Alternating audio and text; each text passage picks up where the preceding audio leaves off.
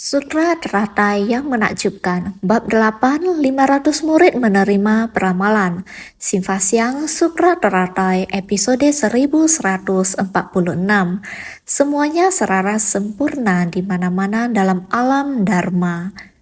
Orang kaya memperindah rumah dengan membangun teras, taman, menara, dan pavilion yang tinggi dan lebar berpuluh lapis. Air tenang sungguh jernih dapat memantulkan bayangan dari gunung, rembulan, dan pemandangan. Layaknya dengan Dharma Agung non-duniawi kembali pada ajaran Tathagata yang benar. Orang zaman dulu berkata, harta benda dapat menghias rumah, kebajikan menghias diri. Orang kaya, ketika kita melihat keluarga ini seharusnya orang kaya, seharusnya keluarga kaya, karena rumahnya sangat besar, sangat luas, tinggi, dan indah, dekorasi interior, dan lain-lain. Begitu melihatnya, kita akan tahu itu orang kaya, karena memiliki uang barulah dapat membangun rumah sedemikian. Bukan hanya rumah saja, juga terdapat pemandangan buatan, kebun bunga, kolam ikan, pegunungan palsu, dan lain-lain. Orang zaman dulu memiliki tanah yang begitu luas, dapat membangun rumah sedemikian.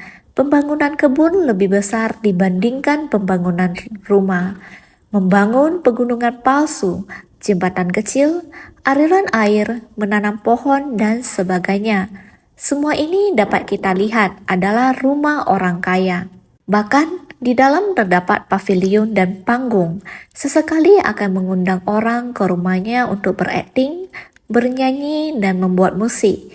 Ini adalah orang di zaman dulu. Kehidupan mereka menunjukkan kekayaan mereka, orang yang sangat tenar. Oleh karena itu, menara dan pavilion yang tinggi dan lebar berpuluh lapis dibangun berlapis-lapis. Menara yang sangat tinggi juga terdapat pemandangan. Air tenang sungguh jernih, airnya sangat bersih. Banyak pelayan yang membersihkan, memangkas pohon dan tanaman. Pemandangan di dalamnya tidak hanya indah, tetapi juga bersih. Air di dalam kolam mengalir dan selalu jernih. Walaupun airnya mengalir, tapi jernih dan bersih. Ketika melihat ke sana pada malam hari, gunung dan bulan, semua pemandangan indah terpantul di air. Inilah orang-orang yang menikmati kesenangan kehidupan yang begitu kaya. Meskipun di dunia adalah demikian, di mana orang kaya hidup dengan kenikmatan, tapi Sang Buddha mengumpamakan dengan dunia batin orang yang melatih diri. Di dalam dunia batin kita, jika batin indah, maka pemandangan juga akan indah. Ketika ada kebajikan di hati kita, maka apapun akan ada dalam pemandangan batin. Batin ini seperti layaknya dengan Dharma Agung non-duniawi, kembali pada ajaran Tathagata yang benar. Jika kita dapat kembali pada sifat hakiki Tathagata kita, sifat hakiki Tathagata yang murni, keindahan dari kondisi batin yang tenang dan hening. Keindahan seperti itu, dapatkah kita membandingkannya dengan pemandangan di dunia? Pemandangan dunia seperti itu butuh orang untuk membersihkan, namun kondisi batin kita, Dharma Agung yang melampaui dunia ini, di dalam batin kita yang selamanya bersih, seperti cermin besar dan sempurna dalam batin kita. Semua kondisi diserap ke dalam batin, akan bersih, berkilau, dan tidak tercemar. Semua kondisi, ruang angkasa, daratan, gunung, dan sungai, kondisi apapun yang diserap ke dalam batin tetap akan memantulkan kondisi yang murni, kondisi tidak mencari batin. Hati tidak ada rintangan, karena tidak ada rintangan, selamanya tetap tenang dan jernih. Ini mengharuskan kita berlatih diri secara teratur. Pelatihan diri adalah menerapkan Dharma ke dalam batin kita sendiri. Ketika kita di tengah kumpulan orang-orang tidak terpengaruh oleh kerisauan, kotoran yang menodai batin kita, sehingga batin kita akan leluasa berkembang ataupun menyusut dengan leluasa. Tidak seperti makhluk awam pada umumnya, tidak tahu kapan datang dan dari mana datang. Kita tidak tahu di situasi seperti ini ada penderitaan, konflik, bencana akibat ulah manusia, bencana alam dan sebagainya. Semua ini di luar kendali kita. Yang kita alami adalah penderitaan yang tak tertahankan. Kehidupan seperti ini sekali kita masuk tidak dapat keluar lagi. Ini di luar kendali kita. Hidup penuh dengan penderitaan dan rintangan.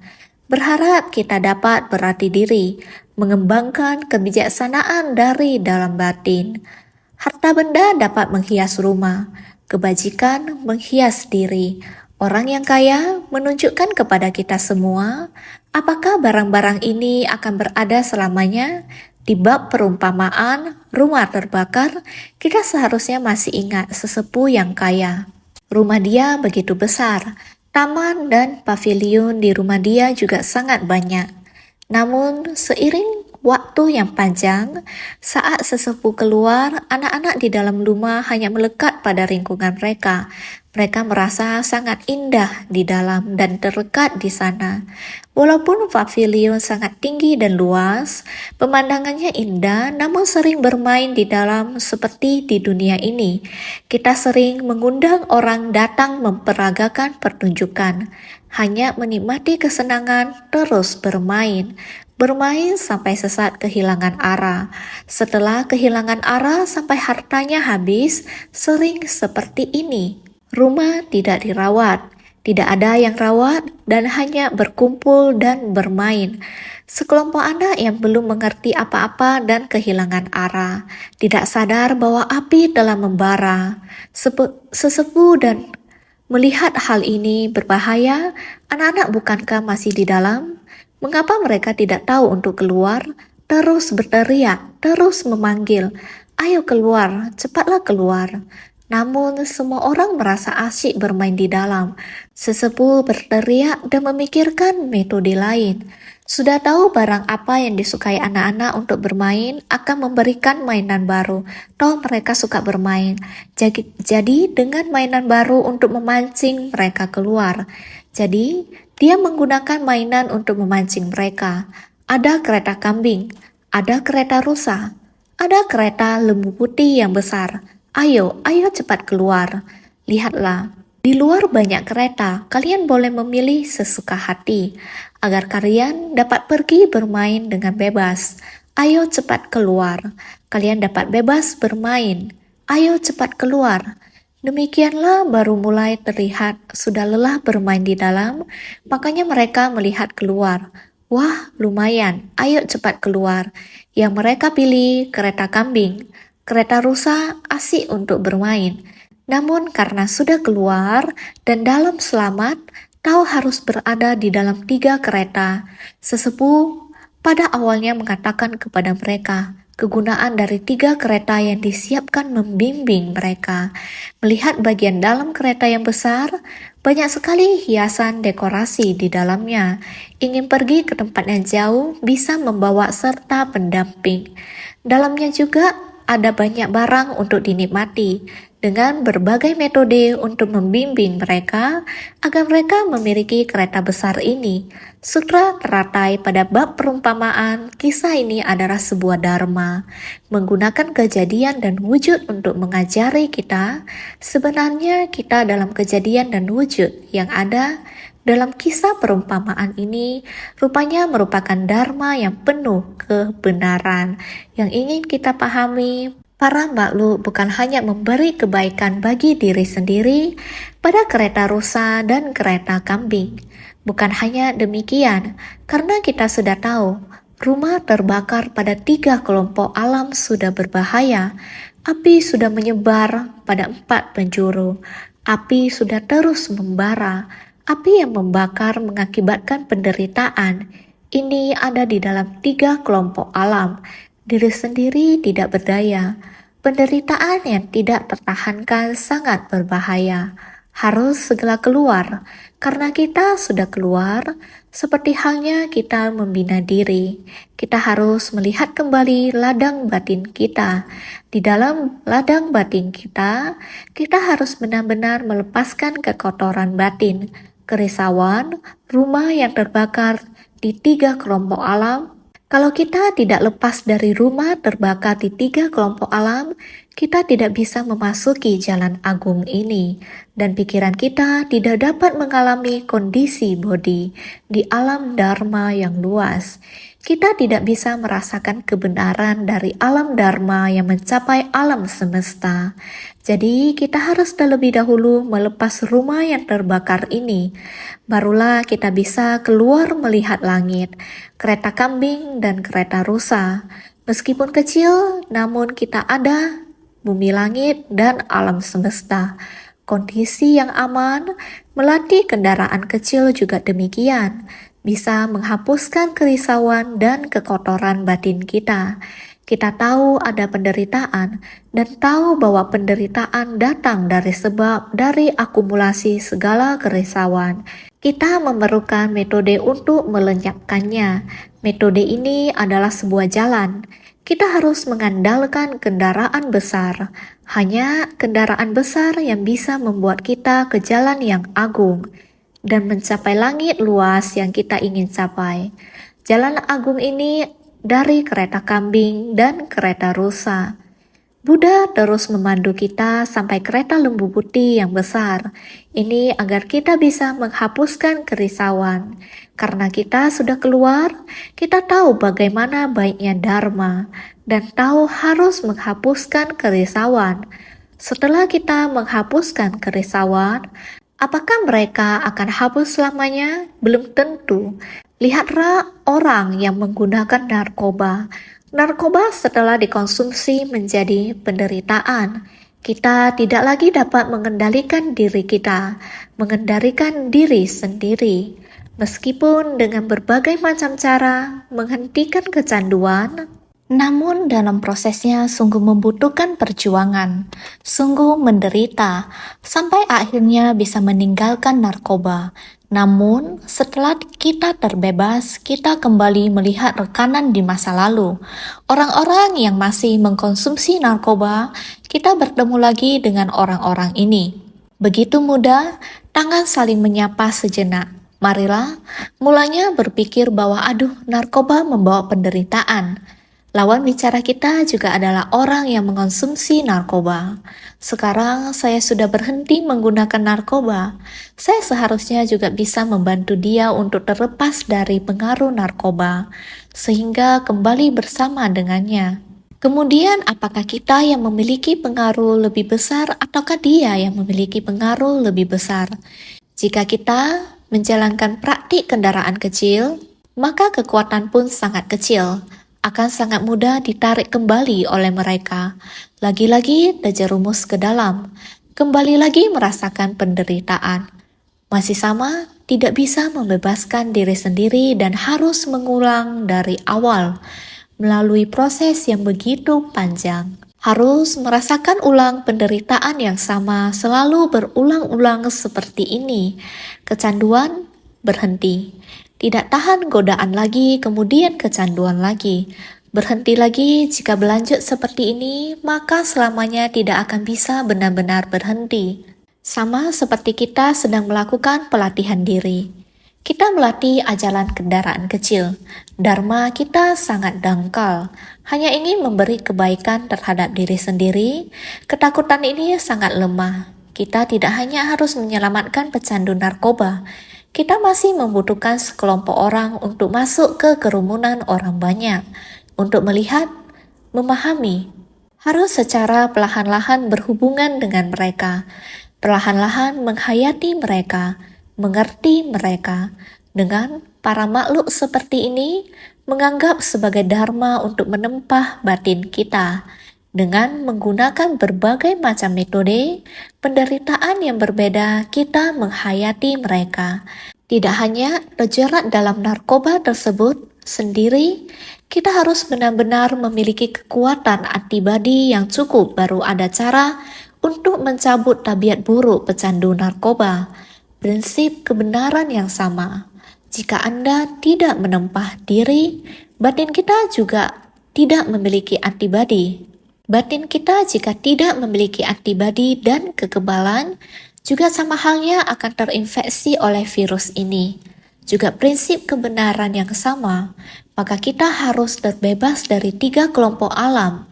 Meskipun sudah keluar, telah menerima Buddha Dharma, meskipun kita sudah mengerti tentang ajaran kendaraan kecil, kebenaran tentang penderitaan duka, sebab penderitaan samudaya, lenyapnya penderitaan niroda, dan jalan menuju lenyapnya penderitaan marga.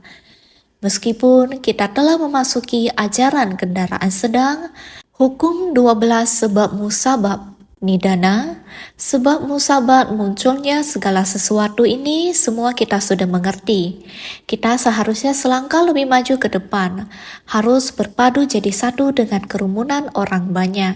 Masuk ke tengah orang banyak, bahkan jika itu seperti api di tungku, kita juga tetap harus masuk ke dalam untuk menempa diri, keluar dan pukul lagi.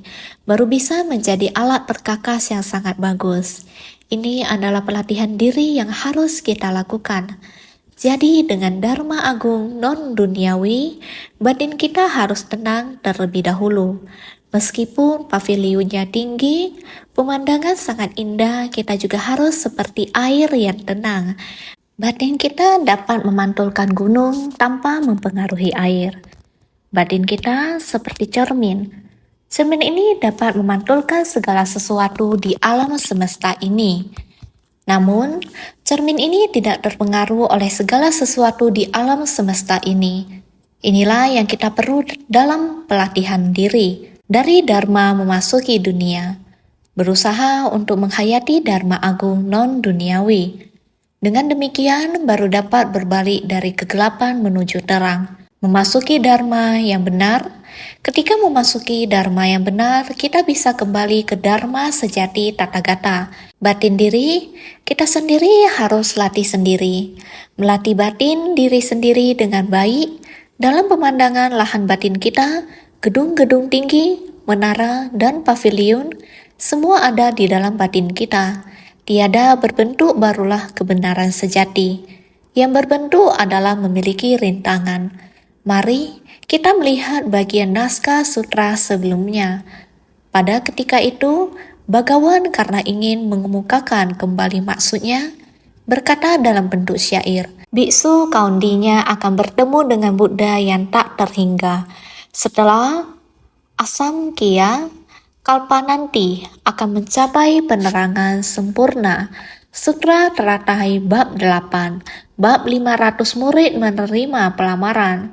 Sang Buddha telah di depan 500 murid ini, memanggil begitu banyak nama. Yang pertama dipanggil adalah kaundinya. Kaundinya juga dapat melatih diri di masa mendatang. Terus-menerus melakukan pelatihan diri. Melatih diri di masa lampau dan masih melatih diri sekarang. Memperoleh peramalan dan juga di masa mendatang untuk waktu yang lama. Masih akan bertemu banyak Buddha. Di tempat pelatihan banyak Buddha masih perlu berlatih. Juga di tengah orang banyak untuk bersumbangsi. Hingga mencapai penerangan sempurna di masa mendatang. Jadi karena proses pelatihan diri mereka, kebijaksanaannya memancarkan cahaya dalam menerapkan Dharma untuk memasuki di tengah orang banyak. Jadi, senantiasa memancarkan cahaya terang benderang. Dharma ini adalah yang paling bercahaya terang. Senantiasa memancarkan cahaya terang benderang dan dilengkapi dengan segala kemampuan gaib. Namanya dikenal luas pada 10 penjuru dan dihormati oleh semuanya. Senantiasa membabarkan jalan tiada tara, makanya bernama Samanta Prabha. Negerinya murni dengan para bodhisattva yang gagah berani semuanya. Sutra teratai bab 8, bab 500 murid menerima peramalan. Dia karena demikian sudah menghimpun demikian banyak dharma. Mampu dalam sekejap saja berhadapan dengan para makhluk untuk membabarkan dharma. Di tengah para makhluk memancarkan cahaya terang. Karena demikian, Makanya bernama Samanta Prabha. Sosok Buddha ini gerannya sesuai dengan kebajikannya. Ini adalah Atsenata Kaudinya, yang di masa depan mencapai kebudaan. Gelar Buddhanya adalah Samanta Prabha. Negerinya murni dengan para bodhisattva yang gagah berani semuanya. Setiap bodhisattva karena dia membabarkan dharma, semua yang dibimbingnya membangkitkan tekad luhur dan ikrar agung. Semuanya akan menjadi bodhisattva. Proses pelatihan diri sangat tekun dan gagah berani. Ini adalah negeri Buddha Samaprabha di masa depan. Para muridnya membangkitkan tekad luhur. Mari, naskah sutra berikutnya mengatakan, semua akan mendaki menara yang menakjubkan dan menjelajahi semua negeri pada 10 penjuru. Dengan kelengkapan persembahan yang tiada tara, mereka memberi persembahan kepada para Buddha. Sehabis memberikan persembahan ini, hati mereka dipenuhi maha sukacita. Seketika kembali ke negeri asal, mereka memiliki kemampuan gaib demikian.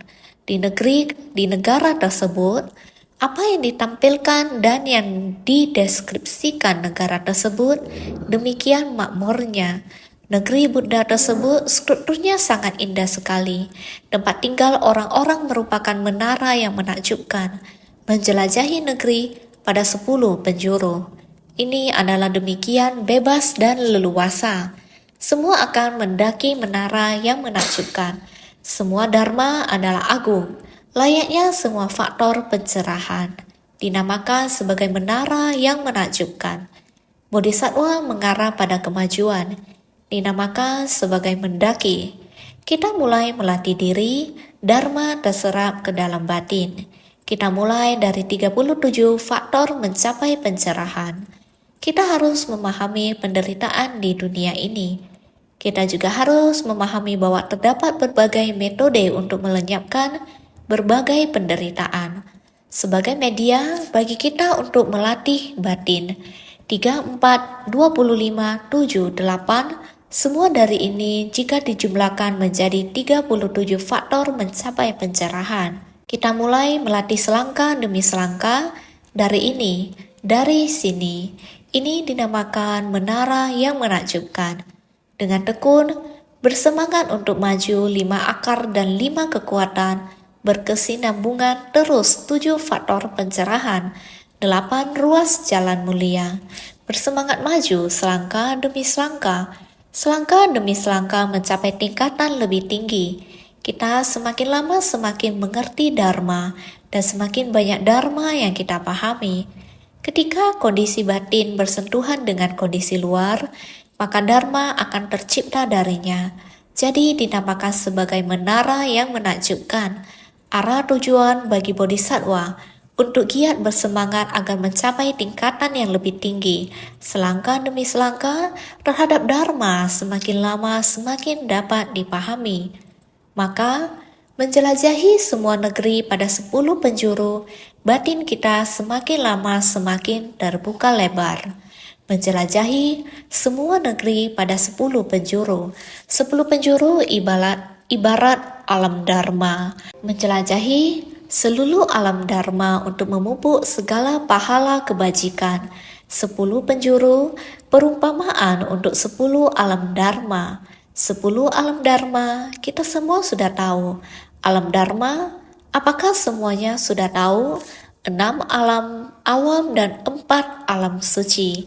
Kalian semua harus mengingat dengan jelas, mengerti prinsip kebenaran dari orang awam, mengetahui tentang dewa, manusia, neraka, setan kelaparan, binatang, ditambah lagi dengan asyura. Inilah 6 alam awam. Berikutnya 4 alam suci, yaitu tingkatan Sravaka, Pratyeka Buddha, Bodhisattva, dan Buddha. Kita sudah mulai mengerti dengan jelas. Demikianlah di negara tertentu, praktisi yang mana dimulai dari ajaran kecil, terus mengingat 4 ajaran besar. Sedemikian, menjelajahi seluruh alam dharma untuk memupuk segala pahala kebajikan, bisa masuk ke tengah orang banyak, mempraktikkan ajaran kendaraan besar, Dengan masuk ke tengah orang banyak, ini dinamakan memupuk segala pahala kebajikan. Semua orang yang mendaki menara yang menakjubkan dan menjelajahi semua negeri pada 10 penjuru. Di tengah balasan karma, lingkungan menampakkan balasan karma langsung. Di tengah balasan karma langsung, menampakkan di tengah balasan karma lingkungan. Satu maupun banyak tidak akan merintangi. Besar dan kecil saling tolerir. Di mana-mana dalam alam dharma semuanya seraras sempurna. Jadi begitulah dengan bebas dan leluasa, memenuhi seluruh alam dharma di alam semesta. Kemanapun mereka mau pergi, tiada rintangan, satu maupun banyak tidak akan merintangi. Di tengah balasan karma langsung, menampakkan balasan karma lingkungan, maka satu maupun banyak tiada akan merintangi. Ini tidaklah sama seperti kita maru awam, yang tidak tahu dari mana kita berasal, juga tidak tahu masa depan akan kemana, apalagi ingin tahu arahnya. Begitulah kita maru awam, di mana sebenarnya karma lingkungan kita. Di masa depan, karma lingkungan membawa kita kemana? Sekarang, di kehidupan sekarang ini, karma lingkungan kita adalah bersama-sama di Taiwan, terlahir sebagai warga negara ini, terlahir di tempat ini, di negara ini, lingkungan dan kehidupan serta hal lainnya. Disinilah karma lingkungan kita. Kita juga masih ada dengan balasan karma langsung. Ada orang yang sangat kaya, ada orang yang miskin, ada orang yang sehat, ada orang yang cacat. Ini adalah karma langsung. Ada orang yang dengan masa lalu berkecukupan, tetapi karena buah balasan dan jalinan jodoh, entah bagaimana sebab dan kondisi yang muncul, orang yang berkecukupan menjadi hidup kekurangan, tidak memiliki semuanya. Dari kondisi miskin dan kesusahan, sebenarnya ada sebab dan kondisi pendukung apa yang menyebabkannya berubah. Kehidupan yang sama sekali berbeda, bisa menjadi sangat kaya, keluarga yang berada, ini adalah balasan karma langsung. Diri sendiri yang di kehidupan masa lalu menciptakan benih berkah, atau kehidupan masa lalu yang menanamkan benih karma buruk. Biarpun karma lingkungan yang sama berada di satu tempat, namun balasan karma langsung setiap orang adalah berbeda. Jadi kita harus bersungguh hati memahami hukum karma, harus sangat bersungguh hati. Di tengah balasan karma lingkungan, menampakkan balasan karma langsung. Di negeri Samanta Prabha Tathagata beliau mengetahui bahwa saya bisa terlahir di tempat ini adalah hasil pembinaan diri saya di masa lampau. Terjun ke tengah orang banyak, demikianlah menciptakan berkah. Ini saya sendiri mengetahuinya. Ini tidak seperti manusia awam. Maka dikatakan, di tengah balasan karma langsung menampakkan balasan karma lingkungan. Saya adalah demikian membina diri di masa lampau sehingga saya bisa terlahir di tempat ini. Di tempat ini adalah di masa lampau. Saya terlahirkan demikian menciptakan karma di masa lampau. Ini disebut di tengah balasan karma lingkungan, menampakkan balasan karma langsung. Di tengah balasan karma langsung, menampakkan balasan karma lingkungan. Terlahir di tempat ini adalah kamu, dan saya memiliki jodoh yang sama, memiliki tekad dan jalan yang sama. Sama-sama melatih praktik ini, memiliki balasan karma lingkungan yang sama terlahir di tempat ini. Kita bisa hidup bersama, ini adalah hasil dari kita saling menghargai satu sama lain dan pembinaan diri kita satu sama lain. Sehingga dikatakan, satu maupun banyak tidak akan merintangi. Seperti demikian, satu ataupun banyak, semuanya tidak akan merintangi. Secara umum, semua orang adalah sama. Tidak bisa mengatakan bahwa itu satu atau banyak. Saya juga tidak merasakan bahwa satu itu terlalu sedikit. Juga tidak merasakan bahwa ketika ada barang sangat banyak, jumlahnya sangat banyak, bisa merintangi. Saya juga tidak merasakannya. Semuanya adalah setara. Besar dan kecil saling bertoleransi. Satu sama lain adalah demikian. Saling bertoleransi, bersyukur, berpengertian, berpuas diri, dan bertoleransi. Kondisi batin yang demikian, batin kita terbuka dan luas, baik kecil maupun besar, bisa berkumpul menjadi satu. Besar dan kecil bisa saling bertoleransi di mana-mana dalam alam Dharma. Di antara satu sama lain, kita bisa pergi kemana saja dengan leluasa. Tidak peduli di mana tempat sama Dharma, kita terus menyebarkan Dharma, baik negeri besar ataupun kecil.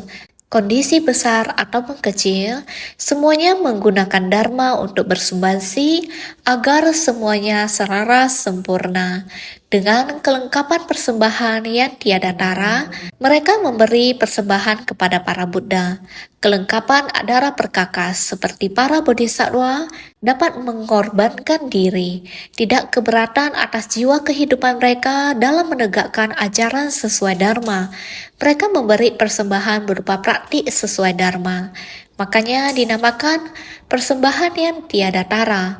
Dengan kelengkapan persembahan tiada tara, kelengkapan adara perkakas, dengan banyak sekali material, seperti para bodhisattva dapat mengorbankan diri, demikianlah proses melatih diri dari bodhisattva. Semuanya harus dalam dharma duniawi, kemudian akan mampu memahami, makanya melatih diri harus di alam manusia. Buddha melatih diri juga melalui banyak tempaan. Pernah dalam satu kehidupan dia sendiri berpikir demikian. Meskipun sudah melatih diri sampai menjadi orang suci, saat itu belum ada Buddha terlahir di era tersebut. Ada orang yang bersedia melatih diri, namun diri sendiri saat melatih diri merasa hanya melatih diri demikian tidaklah cukup. Saya seharusnya ada memahami Dharma. Bahkan setelah memahami Dharma, saya harus terjun ke kerumunan orang banyak. Demi kerumunan orang membabarkan Dharma, agar lebih banyak orang memahami Dharma ini. Bersumbangsi demi orang banyak, namun Dharma yang saya miliki sekarang terlalu sedikit.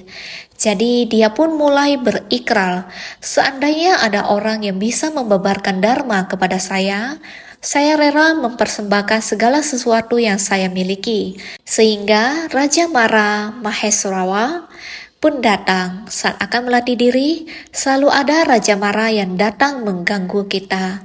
Jadi Raja Mara menjelmakan wujud dan berkata, "Saya ada dharma yang sangat berlimpah untukmu. Namun dharma yang saya sampaikan, engkau harus dengan kulit sebagai kertas, dengan tulang sebagai pena, dengan darah sebagai tinta. Seperti ini satu demi satu kata, satu demi satu aksara dituliskan." Saat orang suci ini mendengarnya, bukannya takut, malahan dia merasa sukacita. Karena adanya dharma, saya bersedia. Saya bersedia mengelupas kulit saya. Dia pun mengelupas kulitnya sendiri, mematahkan tulangnya sendiri untuk mengeluarkannya. Dia menampung darah dari tubuhnya. Setetes demi setetes dia pun berkata, "Saya sudah siap." Ketika itu Mara melihat betapa kesungguhan hati dia mencari dharma. Mara, mana ada dharma? Mara ketakutan dan menghilang. Tetapi praktisi ini dengan tubuh berumulan darah tetap tidak mengeluh. Tetap dengan sebersih niat, karena orang yang akan membabarkan dharma menghilang, saya harus lebih tulus lagi. Tulus memohon kepada seluruh alam dewa ataupun dengan tulus memohon, saya pasti tidak menyia-nyiakan hidup saya. Saya pasti akan memanfaatkan nyawa saya ini untuk digantikan dengan bahkan hanya beberapa kata dharma dari kebenaran sejati. Harus dengan hati yang tulus, dia berdoa kepada 10 penjuru dunia. Maha keweras asihan, adakah orang yang bisa mengajarkan dharma kepada saya? Walaupun tubuh masih berlumuran darah, dia tidak menghilangkan tekadnya untuk mencari dharma.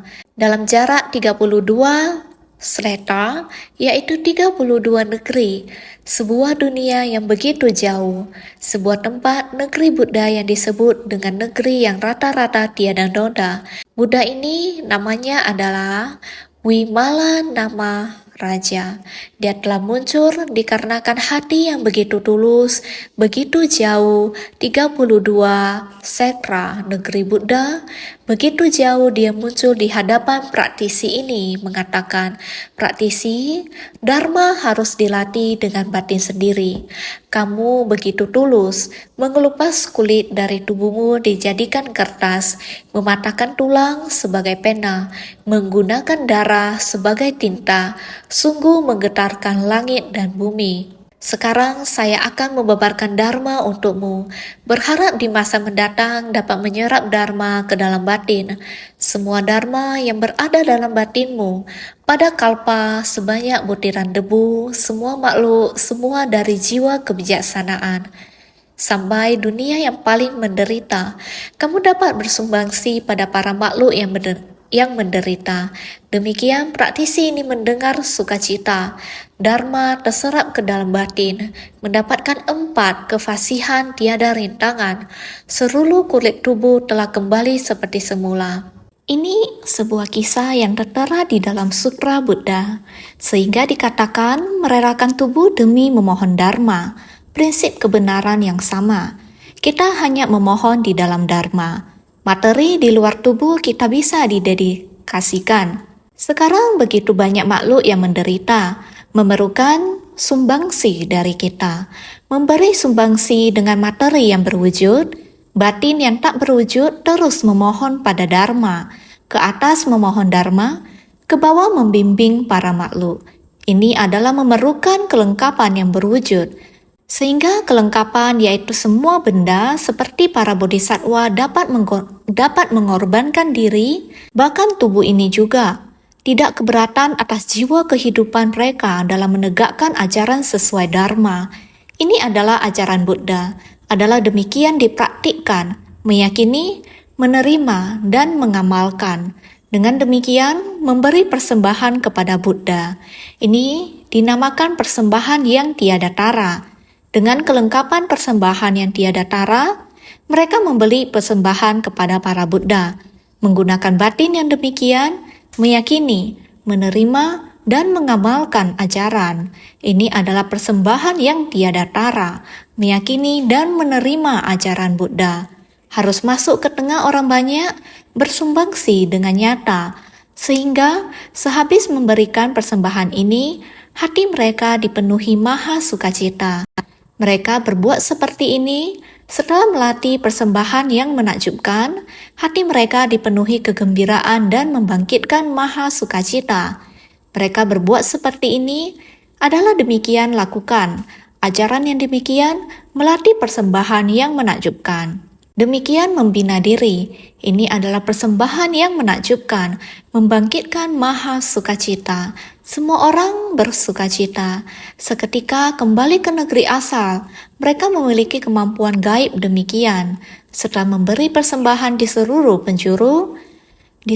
10 penjuru, seketika dapat kembali ke negeri asal. Betapa cepatnya. Karena begitu batin memikirkan jiwa mereka telah pergi ke sana. Jadi sebersih pikiran dapat mencapai kemana-mana, bahkan mencapai sebutir debu. Batin mencapai kemana-mana, Dharma mencapai kemana-mana, tidak lepas dari momen sekejap. Sebagaimana ketika bernamaskara melakukan pertobatan, kita menggunakan pemikiran akan dupa dan bunga untuk mencapai seluruh alam-alam di 10 penjuru. Tubuh menyertai pikiran untuk mencapai semuanya. Lalu dalam waktu tidak lebih dari sekejap, kita kembali ke ladang pelatihan awal. Prinsipnya adalah kasat mata, memberi persembahan kepada Buddha, memberi persembahan di seluruh 10 penjuru, bukan hanya satu tempat. Para makhluk, setiap orang adalah Buddha yang akan datang. Para makhluk menderita, dimanapun kita bisa pergi, kembali, datang dan pergi dengan leluasa. Betapa cepatnya adalah begitu batin memikirkan, jiwa mereka telah pergi ke sana. Batin begitu memikirkan, ketika kita membangkitkan tekad, kita akan menekuni dan maju terus. Jadi sebersih pikiran dapat mencapai kemana-mana, bahkan mencapai sebutir debu. Sebersih pikiran adalah demikian. butiran debu di mana ada negara kita pasti akan sampai. Sehingga batin mencapai kemana-mana, dharma mencapai kemana-mana, tidak lepas dari momen sekejap. Negara yang seperti apa kita akan pergi, kapanpun, waktu yang panjang, waktu yang pendek, batin kita adalah sama. Seperti ketika kita sedang bernamaskara melakukan pertobatan, kita menggunakan pemikiran akan dupa dan bunga untuk mencapai seluruh alam-alam di 10 penjuru. Tubuh menyertai pikiran untuk mencapai semuanya. Apa yang kita pikirkan, kita akan mencapai ke sana. Tidak akan melebihi waktu yang lama. Ini adalah saat sebersih pikiran timbul. Waktu yang sangat cepat, tidak ada hal yang tidak bisa kita lakukan. Sehingga kembali ke ladang pelatihan awal juga sama.